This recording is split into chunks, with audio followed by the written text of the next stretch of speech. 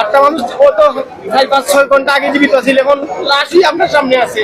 Truck আর pickup সংঘর্ষ হওয়ার কারণে কিন্তু মাঝে ইতিমধ্যে দেখতে পারা ওদোকা জুতা যেগুলো তো আইন জুতাও আছে তো অনেকের বাচ্চা আছে, অনেকের বাচ্চা ছোট মারা গেছে। আমরা এই মুহূর্তে ওজন বাই আসুন তাই মাঝে প্রত্যক্ষদর্শী আসলা এর মাঝে তাই দেখছেন ঘটনাটা কিতা। আমরা আসলে একটু মোবাইলের মাধ্যমে আসলে এর মাঝে ঘটনা কিতা করছিল আর বাইরের মাঝে আসলা একটু জানাইবা ভাই আমরা বিষয়টা কিতা।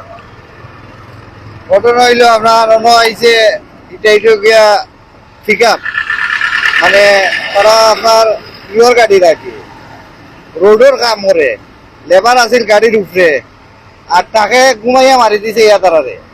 এটা তো উপরে আসলা সব রাস্তা পড়ে গেছে, পড়িয়া সব মারা গেছে। ও আমার চোখের সামনে মরছে আপনার 7 জন, আর মেডিকেল দিয়ে গেছে 3 জন, 3 জনের মাঝে কজন মরছেন কইতে পারবেন। আমরা 4 জন মারা গেছে, জায়গাতেও 7 জন মারা গেছে। এখন পাক্কা এই দোকানের পাশে আসলাম, একটা আওয়াজ শুনছি, আওয়াজ শোনা পাইতে আমরা আইলাম দৌড়ে। কি আয়া দেখি যে ট্রাকটা যে পিকআপটারে মাইরা যাওয়ান ধরছে একটা বিস্কুটের গাড়ি আইয়া, আবার বিস্কুটের গাড়ি পিছনে বিস্কুটের গাড়িটা সামনে ওভারটেক করছে, ওইটা তারা আটকাইছে।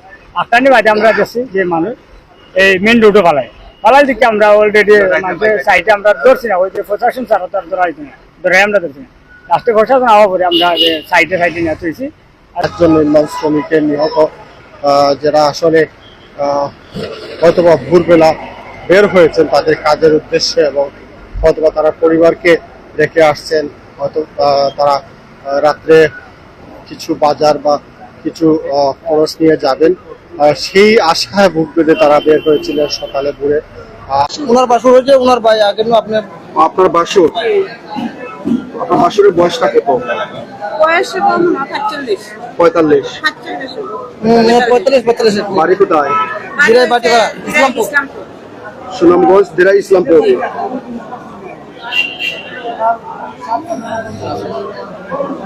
আপনার কি হন? আমার তালু।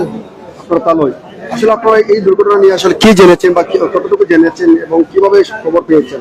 খবর তারা সকাল 6টার সময় তারা এই পিকআপে তারা কাজে যাওয়ার পথে, আর এই তেতলি যে বাইপাসটা আছে ওই বাইপাসও ডিস্ট্রিক্টে টাকা মারিতে তারা গাড়ি যাওয়ার পথ, আর তাকে ডাইন সাইড থেকে বারোই আইয়া তারা গাড়ি আইয়া মারার পরে গাড়ির মধ্যে মেশিন আসলো, ওই মেশিনের চাপে এই মানুষগুলা মারা খাইছে। মেশিনের চাপেই মানুষ মারা গেছে। মেশিনের চাপেই মানুষ মারা খাইছে, আর এই জায়গা মারা গেছে 4 জন, আর এই 4 জন মানুষ মেডিকেল আইয়া মারা খাইছে। আরো মানুষ আহত আছে, এখানে মানুষ মেডিকেল ভর্তি আছে, আরো 5 জন ভর্তি আছে। অনেকে বলছেন 10 থেকে 12 জন ভর্তি রয়েছে। হ্যাঁ ভর্তি আছে। আপনি বলছেন 4 থেকে 5 জন। আমি মানে প্রথমে যা দেখছি, আমি প্রথম মাসে যা দেখলাম, এরপরে আরো ভর্তি হয়েছে 10-12 জন, ঠিক আছে। আমি প্রথমে পাইছি 4 জন ভর্তি, এরপরে আরো আইছে। আপনি কতটুকু জেনেছেন ভাইয়া? আমি ঘটনাটা কিছুক্ষণ আগে জানছি, যে আমি বাসায় ছিলাম, বাসায় যখন আমি ফেসবুকে দেখছি ঘটনা, তখন দ্রুত আমি উসমানিয়া মেডিকেলে আসে জানতে পারলাম যে এখানে প্রায় আনুমানিক 8-9 জন মানুষ মারা গেছে, আর ভিতরে অনেক মানুষ ভর্তি রয়েছেন। ওদের অবস্থা অনেক বিপজ্জনক, ওরা খুবই গুরুত্ব আহত হয়েছে। ওরা তার মধ্যে 2 জন নারী রয়েছেন। জি, 2 জন নারী রয়েছেন। নারী 6 জন পুরুষ। আর 2 জন নারী মহিলা, যে তাদের বাড়ি কোথায়? দিরাইশ নাম বাটিপাড়া না, বাটিপাড়া বললেন, ইসলামপুর খালি পুরুষ। অত বাটিপাড়া বললে তার এটা দিয়া জায়গা জানি, হ্যাঁ এটা কোন জায়গা জানি, এটা সঠিক জানি না।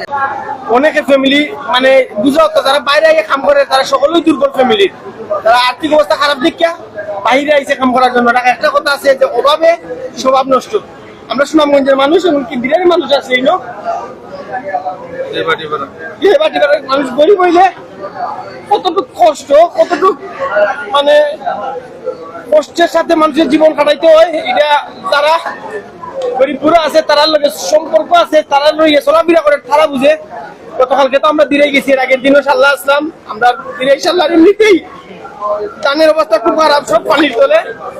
এই অবস্থার মধ্যে দেখেন 8টা শুনছি যে এখানে একটা অ্যাক্সিডেন্ট হয়েছে দক্ষিণ সুরমায় ট্রাক এবং ভ্যান গাড়ির মধ্যে। আমরা খোঁজখবর নেওয়ার চেষ্টা করছি, যখনই আসলে শুনছি আসলে এমনিতেই তো মৃতের খবর শুনলে এমনিতেই তো প্রাণ আটকে ওঠে, আর যখন শুনছি আমার দিনের মানুষ তখন তো আরো বেশি কষ্ট লাগছে আসলে।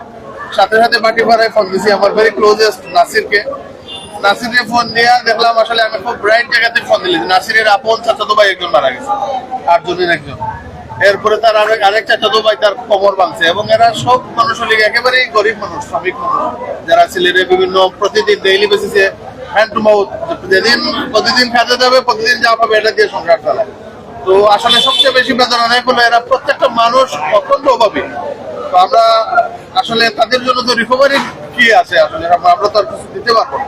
আল্লাহর কাছে দোয়া করবো, কিন্তু আমাদের যারা জনপ্রতিনিধি আছেন, সরকার আছেন, আমাদের দিরাইয়ের এমপি সাহেবকে দৃষ্টি আকর্ষণ করবো, সিলেটের যারা জনপ্রতিনিধি আছেন কিংবা সরকারকে অনুরোধ করবো এই গরিব পরিবারের পাশে যাতে তারা সবাই দাঁড়ায়।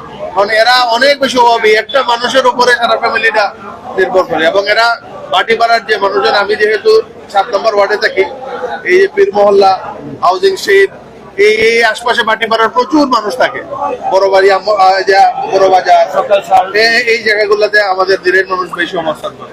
তো এই মানুষজনের সাথে আমাদের আপনার সম্পর্ক প্রায় দেখা হয়, আমরা যেহেতু এলাকায় যাওয়া আসা করি। তো সামগ্রিক দিক বিবেচনা করে আমরা অত্যন্ত মর্মাহত, বিশেষ করে